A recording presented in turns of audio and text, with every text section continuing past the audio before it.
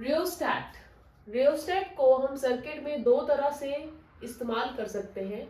पहला यूज तो है, एक वेरिएबल रेजिस्टेंस प्रोवाइड करता है रियोस्टेट, पर उसको कैसे कनेक्ट किया जाए, उसको कनेक्ट करने के लिए हम क्या करते हैं कि टर्मिनल ए, रियोस्टेट के तीन टर्मिनल्स होते हैं, ए बी, और ऊपर के जो टर्मिनल होता है उसको हम जॉकी बोलते हैं। तो वेरिएबल रेजिस्टेंस देने का मतलब है कि हम एक टर्मिनल ए इस्तेमाल करते हैं और दूसरा जे, ऊपर का जॉकी यूज करते हैं।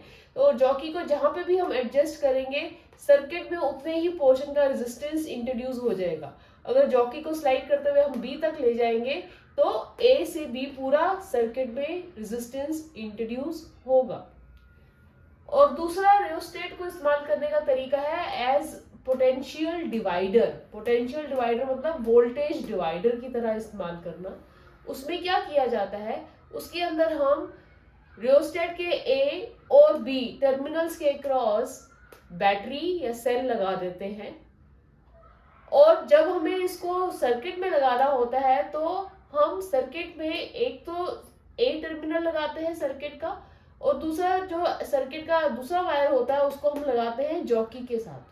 अब इसमें क्या होगा कि सपोज ये हमने 5 वोल्ट का बैटरी लगाया है इसके अक्रॉस, तो 5 वोल्ट का वोल्टेज डिवाइड हो रहा है from A to B, but जब हमने जॉकी को यहाँ एडजस्ट किया है तो एक ए टर्मिनल सर्किट के साथ है और दूसरा जॉकी का टर्मिनल सर्किट के साथ है, तो दैट मीन्स सिर्फ ए टू जे जो वायर के क्रॉस पोटेंशियल आ रहा है, सपोज 5 वोल्ट पूरा डिवाइडेड है और यहाँ पे सिर्फ सपोज 3 वोल्ट्स है, तो ए टू जे 3 वोल्ट्स का ही पोटेंशियल या वोल्टेज सर्किट में इंट्रोड्यूस होगा।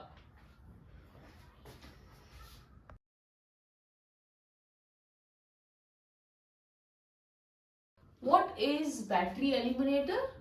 बैटरी एलिमिनेटर एक रेक्टिफायर है। रेक्टिफायर क्या करता है?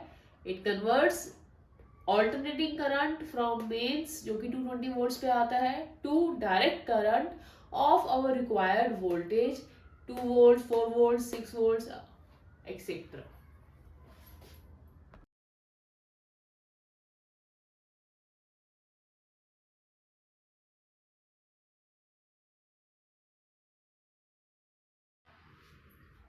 We all work with resistance box in the lab.